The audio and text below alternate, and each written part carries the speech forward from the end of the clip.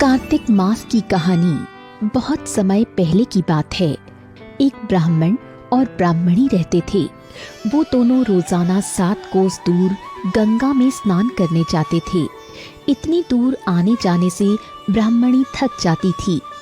एक दिन उसने ब्राह्मण से कहा कि हमारे एक बेटा होता तो कितना अच्छा रहता। बेटे की बहू घर में हमारा खाना बनाकर रखती और घर के काम भी कर देती। ब्राह्मणी की बात सुनकर ब्राह्मण ने कहा कि तुम बात तो सही कह रही हो, मैं तेरी ये इच्छा पूरी कर देता हूँ। आज तेरे लिए बहू ले आता हूँ। ब्राह्मण ने कहा कि एक पोटली में आटा डालकर कुछ मोहरे रख दें। ब्राह्मण के कहे अनुसार ब्राह्मणी ने पोटली बांधकर दे दी और पोटली लेकर ब्राह्मण वहां से चला गया। ब्राह्मण अभी कुछ दूर गया ही था कि उसे यमुना के किनारे बहुत ही सुंदर लड़कियां दिखाई दी। वो रेत में घर बनाकर खेल रही थीं।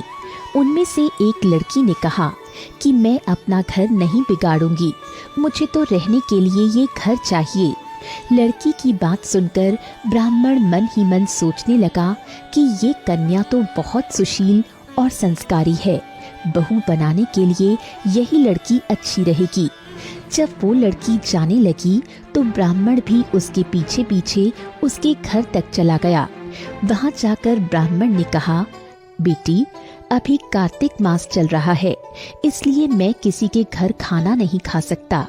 मैं आटा लेकर आया हूँ, तुम अपनी माँ से पूछो कि क्या वो मेरे लिए आटा छानकर 4 रोटी बना देंगी। लड़की ने जाकर अपनी माँ से सारी बात कह दी। माँ ने कहा, हाँ क्यों नहीं, जाकर उस बाबा से कह दे कि वो अपना आटा दे दे, मैं रोटी बना दूंगी। जब वो आटे को छानने लगी तो उसे आटे में से सोने की कुछ मोहरें मिली। ये देख उसे ख्याल आया कि जिसके आटे में इतनी मोहरें हैं उसके घर में कितना धन होगा।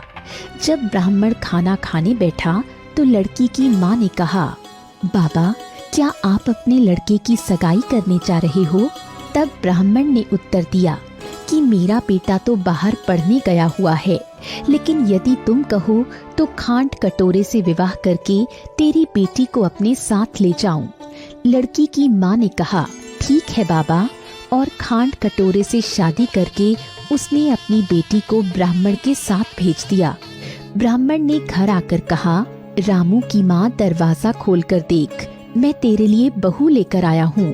ब्राह्मणी ये सुनकर क्रोधित हो गई और बोली, दुनिया तो ताने मारती ही थी, अब आप भी मारने लगे। ब्राह्मण ने कहा कि तू दरवाजा खोल कर तो देख। जब ब्राह्मणी ने दरवाजा खोला तो सामने एक सुंदर सी कन्या को खड़े पाया। कन्या ने कहा, मैं आपकी बहू हूँ। ब्राह्मणी बहुत खुश हुई और बहू का घर में स्वागत किया। अब जब ब्राह्मण और ब्राह्मणी गंगा किनारे स्नान करने जाते तो बहू घर का सारा काम करती और खाना बनाकर रखती। वो उनके कपड़े धोती और रात को पैर भी दबाती।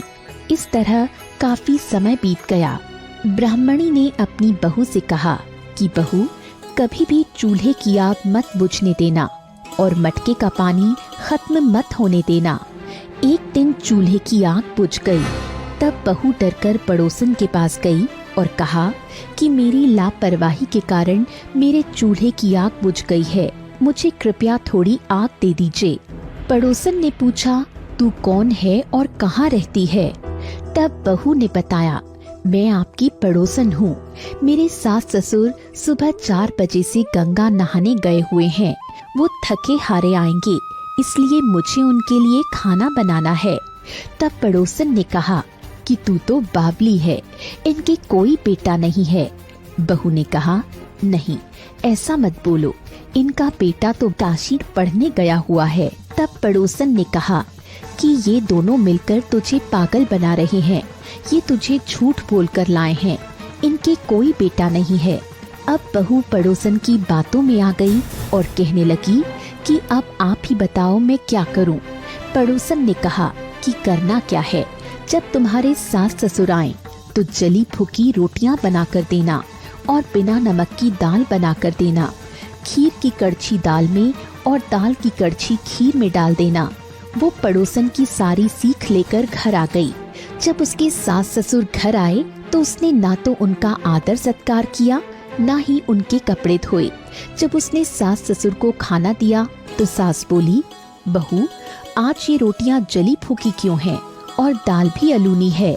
तब बहू ने गुस्से में जवाब दिया कि एक दिन ऐसा खाना खा लोगे तो कुछ बिगड़ नहीं जाएगा। बहू की ऐसी बातें सुन सासू अवाक रह गई।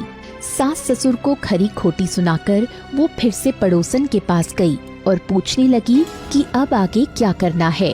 पड़ोसन ने कहा कि अब तुम सातों कोठों की चाबी मांग लेना। अगले दिन जब सास ससुर स्नान करने के लिए जाने लगे तो बहू अड़ गई कि मुझे तो सातों कोठों की चाबी चाहिए। तब ससुर ने कहा कि इसे चाबी दे दो, आज नहीं तो कल इसे ही देनी है। तब सास ने बहू को चाबी दे दी। सास ससुर के जाने के बाद जब बहू ने दरवाजे खोले तो देखा किसी में अन्न भरा है तो किसी में धन भरा है और किसी कोठे में बर्तन पड़े हैं। जब उसने सबसे ऊपर का 7वां कोठा खोला तो देखा कि शिव जी, पार्वती माता, गणेश जी, लक्ष्मी माता जी, पीपल पथवारी, कार्तिक के ठाकुर, राई दामोदर, तुलसी जी का बिड़वा, गंगा यमुना व 33 कोटि देवी देवता विराजमान है। वहीं पर एक लड़का चंदन की चौकी पर बैठा माला जप रहा है। ये सब देखकर उसने लड़के से पूछा कि तुम कौन हो। तब लड़का बोला कि मैं तेरा पति हूँ, अभी दरवाजा बंद कर दे, जब मेरे माता पिता आएंगे तब दरवाजा खोलना। ये सब देखकर बहू बहुत खुश हुई और 16 श्रृंगार कर सुंदर वस्त्र पहनकर अपने सास ससुर का इंतजार करने लगी। उसने अपने सास ससुर के लिए अच्छे अच्छे पकवान बनाए। जब उसके सास ससुर घर पर आए तो उसने उनका आदर सत्कार किया और प्रेम पूर्वक खाना खिलाया और पैर दबाने लगी। पैर दबाते दबाते बहू ने कहा कि माँ, आप इतनी दूर गंगा यमुना स्नान करने के लिए जाती हो तो आप थक जाती हो, इसलिए आप घर पर ही स्नान क्यों नहीं करती। ये सुन सास कहने लगी कि बेटी, गंगा यमुना घर पर तो नहीं बहती है। तब उसने कहा, हाँ माँ जी, बहती है, चलो मैं आपको दिखाती हूँ। जब बहू ने 7वां कोठा खोलकर दिखाया तो उसमें शिव जी, पार्वती जी, गणेश जी, लक्ष्मी जी, पीपल पथवारी, कार्तिक के ठाकुर, राई दामोदर, तुलसी जी का बिड़वा, गंगा यमुना बह रही है और 33 कोटि देवी देवता विराजमान हैं। वहीं चौकी पर बैठा एक लड़का माला जप रहा है। माँ ने कहा कि बेटा, तू कौन है। लड़का बोला, माँ, मैं तेरा बेटा हूँ। तब ब्राह्मणी ने पूछा कि तुम कहाँ से आए हो। लड़के ने जवाब दिया कि मुझे कार्तिक देवता ने भेजा है। तब ब्राह्मणी ने कहा कि बेटा, ये दुनिया कैसे मानेगी कि तू मेरा बेटा है। ब्राह्मणी ने कुछ विद्वान पंडितों से मदद मांगी। पंडितों ने कहा कि इस बार बहू बेटा खड़े हो जाएं और उस बार ब्राह्मणी खड़ी हो जाए। ब्राह्मणी ने चमड़े की अंगिया पहनी हो और छाती में से दूध की धार निकलकर बेटे की दाढ़ी मूछ भीगे और पवन पानी से गठजोड़ बंधे।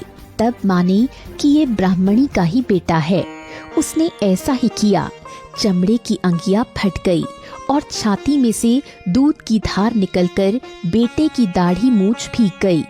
पवन पानी से बहू बेटे का गठजोड़ बंध गया। ब्राह्मण और ब्राह्मणी की खुशी का ठिकाना न रहा। हे कार्तिक के ठाकुर, जैसे ब्राह्मण ब्राह्मणी को बहू बेटा दिए वैसे सबको देना।